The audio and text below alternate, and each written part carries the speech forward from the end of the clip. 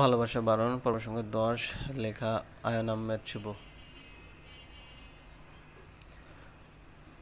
রিয়াদ কিছু বলার আগে অয়ন রিয়াদের মুখের কাছে মুখ নিয়ে রাগে ফিসফিসে বলতে লাগলো, যদি ঈশাকে খুঁজে না পাই আর ঈশার কিছু হলে এইবার আর তোর অপরাধের কোনো ক্ষমা আমি করতে পারবো না রিয়াদ। কথাটা শেষ করতেই রিয়াদ অয়নের দিকে অবাক হয়ে তাকিয়ে থাকে।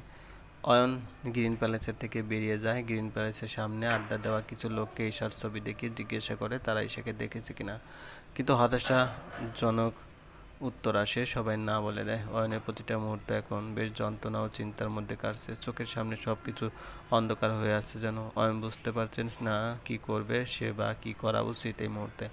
পাগলের মতো এদিক ওদিক খুঁজে চলছে ঈশাকে। হঠাৎ করে অয়নের চোখে পড়লো দূরে একটা মেয়ে দাঁড়িয়ে আছে, বয়ফ্রেন্ড নিয়ে আড্ডা দিচ্ছে হয়তো। অয়ন তাদের দিকে দৌড়ে ছুটে যায়।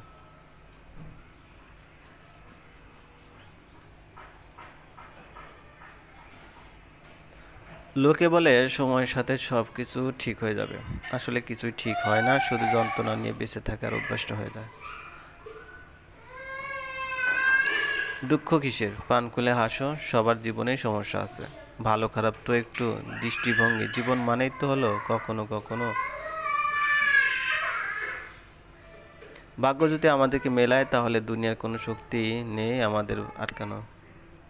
অয়ন ফোনটা তাদের দিকে এগিয়ে দিয়ে বিচলিত কণ্ঠে বলল, এই মেয়েটিকে দেখেছেন এখানে? মেয়েটিকে হাত দিয়ে ইশারা করে বলল, হ্যাঁ এই মেয়েটিকে দেখেছি, কিছুক্ষণ আগে এই দিকে গেছেন উনি। অয়ন মেয়েটির ইশারা করা জায়গাটার দিকে তাকিয়ে দেখে একটা রেস্টুরেন্টে। অয়নের চোখ জুড়ায় স্পষ্ট আনন্দ উকি দিচ্ছে। অবশেষে একটা ভালো খবর পাওয়া গেল।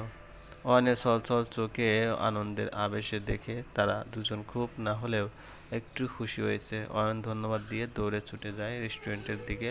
রেস্টুরেন্টের ভিতর যেতেই অয়ন দেখতে পায় ঈশা কেক হাতে বসে আছে। কিছু ছেলে ঈশাকে উদ্দেশ্য করে কিছু বলছে, হ্যাঁ হয়তো। ঈশা হাস্যোজ্জ্বল মুখে তার উত্তর দিছে।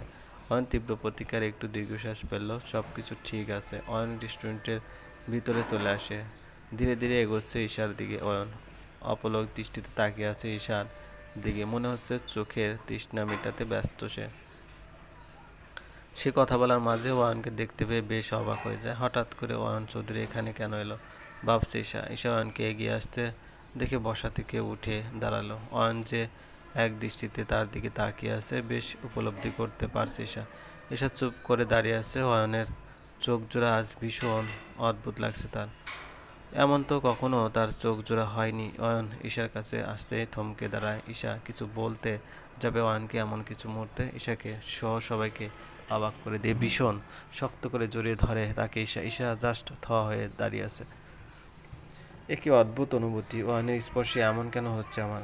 কি হচ্ছে, কেন হচ্ছে, কি জন্য এমন হচ্ছে, কোনোটাই বোধগম্য হচ্ছে না তার। অয়ন চুপ করে আছে। অয়নের এমন অদ্ভুত ব্যবহারে ঈশাকে ভাবিয়ে তুলছে। অয়ন কি নেশা করে এমন করছে? অয়ন আসার পর এই লোকগুলো চুপসে গেল কেন?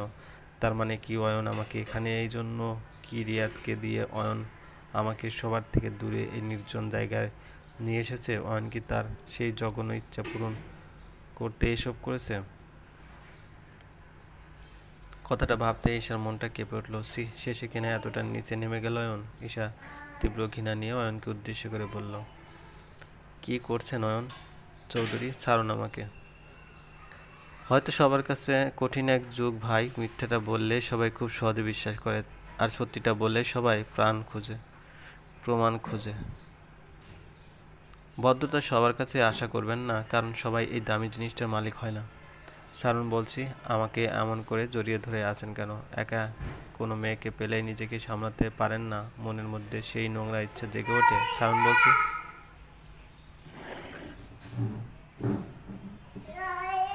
রোহান, পানি পানি খাবা? পানি পানি, এটা কি? হ্যাঁ মানি, মাম মাম পানি, এটা নিয়ে যাও নিয়ে যাও। রোহান, নিয়ে যাও। আমাকে সবার সামনে জড়িয়ে ধরার সাহস হয় কি করে আপনার? মেয়ে দেখলেই সুযোগ খোঁজেন কি না? আপনারও তো বোন আছে, স্ত্রী হবে, তাদেরকে যদি কেউ এমন করে জড়িয়ে ধরে, তাদেরকে বাজে মন্তব্য করে, তখন আপনার কেমন লাগবে? একটু কষ্ট হবে আপনার বুকে? হবে না, কারণ আপনি মানুষ না, আপনি একটা নর্দমার কীট, যাকে মানুষের সাথে তুলনা করা যায় না। নিশ্চুপ হয়ে দাঁড়িয়ে আছে, নিজের উপর বড্ড হাসি আছে তার। এতটাই ছোট সে হয়েছে যে মানুষ নয়, এখন একটা কীটের সঙ্গে তুলনা করা হয় তাকে। ঈশা এদিক ওদিক তাকিয়ে দেখে কয়েকজন ছেলে ছাড়া কেউ নেই আশেপাশে। ঈশা মাথাটা নিচু করে বেরিয়ে যায়। ঈশা সামনে থেকে চলে যাবার পর অয়ন মাথাটা আর তুলতে সাহস পায়নি। রক্তবর্ণ ধারণ করা চোখ জোড়া দিয়ে কয়েক ফোঁটা নোনা জল টপ টপ করে পড়ছে। রেস্টুরেন্টের সবাই তার দিকে তাকিয়ে আছে। ওদের এই তাচ্ছিল্য করা হাসি অয়নকে উপহাস করছে। অয়ন মাথাটা তুলে এদিক এদিক তাকিয়ে খুঁজতে লাগলো কিছু, এমন কিছু যা মনটাকে হালকা করতে পারে, ভুলিয়ে দিতে পারে ঈশার করা অপমান, ভুলিয়ে দিতে পারে ঈশার নাম, একটা নাম। কিন্তু আজ মনে হচ্ছে কপাল সত্যি সত্যি খারাপ। অয়ন চুপচাপ রেস্টুরেন্টে বসে আছে।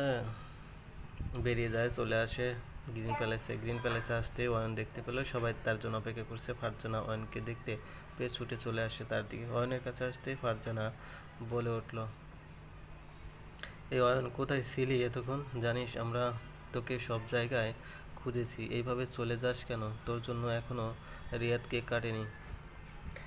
ছোট ছোট ইচ্ছেগুলো পূরণ করতে সাহায্য করো, থমকে গেলে জীবন পথে ভরসা দিয়ে হাতটি ধরো। অয়ন বেসুরো কণ্ঠে ফারজানাকে বলল, আমি আছি, তোরা শুরু কর। অয়নের কথা শেষ হতেই রিয়াদ চিৎকার করে বলে উঠল, এই অয়ন, তোর গালে এটা কিসের দাগ? মনে হচ্ছে কেউ থাপ্পড় মেরেছে। ইস রে, কতটা ফুলে গেছে। রিয়াদের কথাতে সবার দৃষ্টি একসাথে অয়নের দিকে পড়ল। অয়ন বেশ বিব্রত হয়ে যায়। কি বলবে এখন? সবাই তো এখন একসাথে, কারণটা জানতে চাইবে। কি উত্তর দেব আমি? আপন মনে ভাবছে অয়ন। অয়নকে বিব্রত দেখে ফারজানা সবটা আঁচ করতে পারল। ফারজানা পরিস্থিতি বুঝতে পেরে খিলখিল করে হেসে উঠল। সবাইকে উদ্দেশ্য করে ফারজানা বলতে লাগলো, আরে কেউ থাপ্পড় মারতে যাবে কেন?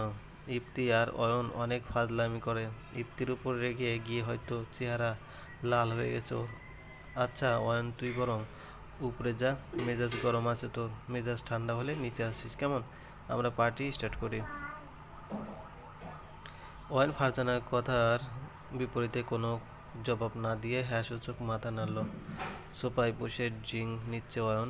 এত ড্রিঙ্ক করার পরেও নেশা হচ্ছে না তার। সোফায় একটু হেলে অয়ন চোখ জোড়া বন্ধ করে নেয়। মাথার নিচের অংশের ভিতর হাত রেখে অয়ন চিন্তা করছে, রিহানকে জড়িয়ে ধরার সময় তো ঈশা এমন করেনি। দিব্যি আনন্দের সাথে রিহানকে জড়িয়ে ধরেছিল সে, আর আজ আমি ছুতেই এতটা রিয়েক্ট করলো। আমিও যাচ্ছে তাই বলছি। রিয়ান ওর ভালোবাসার মানুষ, আর আমি একটা তৃতীয় ব্যক্তি। ওকে টাচ তো দূরের কথা, ওকে নিয়ে ভাবাটাও আমার অন্যায়। নিজের থেকে বেশি কাউকে মূল্য দিতে নেই, সে অন্য কারো, এটা মেনে নিয়ে সামনের দিকে এগিয়ে যেতে হবে। অনেকটা ছোট আমি নিজেকে প্রমাণ করেছি, কিন্তু আর না। আজ থেকে নিজের ইচ্ছে মতো করে ভাববো। অধিকার ছাড়া কাউকে নিয়ে ভাবার সময় আমার হাতে নেই। অয়ন বোতলের শেষে প্যাক নিঃশেষ করে দিয়ে বসা থেকে উঠে দাঁড়ালো। ব্লেজারটা কাঁধের উপর ফেলে নিচে নেমে আসতে লাগলো। বাড়ি যেতে হবে তাকে। অয়ন ড্রিঙ্ক করার দৃশ্য শুরু থেকে শেষ পর্যন্ত দেখলো ঈশা। ঈশা অয়নের দিকে এক দৃষ্টিতে তাকিয়ে আছে। সিঁড়ি দিয়ে নামার সময় অয়ন ঈশাকে দেখতে পেয়ে মাথা নিচু করে তাকে এড়িয়ে বেরিয়ে আসে গ্রিন প্যালেস থেকে। পার্টি ওভার, সবাই এখন চলে যাবে। অয়ন গাড়িতে বসে ড্রাইভারকে বসায় যেতে বলল। ড্রাইভারের অয়নের কথা মতো গাড়ি স্টার্ট করে বেরিয়ে যায়। অয়ন এক দৃষ্টিতে তাকিয়ে আছে দূর ওই আকাশটার দিকে। আচ্ছা, তার জন্য মনের মধ্যে এমন অদ্ভুত অনুভূতি কেন কাজ করে? তার কিছু হয়ে যাবে, সে কি কোনো বিপদে পড়ছে কি না তা ভেবে মনের মধ্যে এমন করে উঠে গেল। আচ্ছা, সে কি আমার চোখের দিকে তাকিয়ে কিছু আঁচ করতে পারেনি, বুঝতে পারেনি এই মনের ব্যাকুলতা? হয়তো না, কারণ তার মনের মধ্যে অন্য কারোর বসবাস। বাসায় ফিরে অয়ন সোজা নিজের রুমে চলে আসে। অতিরিক্ত মদ্যপানের জন্য অয়নের ঘুম পাচ্ছে অনেক। অয়ন ফ্রেশ না হয়ে শুয়ে পড়ে। সকালে ঘুম থেকে একটু লেট করে উঠে ফ্রেশ হয়ে অফিসের জন্য বেরিয়ে যায় অয়ন। অফিসে আসতেই চমকে যায় সে। এটা কি হচ্ছে? অয়ন দেখতে পেল চলবে। গল্পটি ভালো লাগলে অবশ্যই লাইক করবেন, কমেন্ট করে জানিয়ে দিবেন। আর চ্যানেলে যদি নতুন হয়ে থাকেন অবশ্যই সাবস্ক্রাইব করে পাশে থাকা বেল আইকনটি প্রেস করে রাখুন, যাতে নতুন নতুন ভিডিও আপলোড করার সাথে সাথে আপনার নোটিফিকেশনে চলে যায়। অলরেডি যারা সাবস্ক্রাইব করে রেখেছেন তাদেরকে অসংখ্য ধন্যবাদ। ভালো থাকবেন।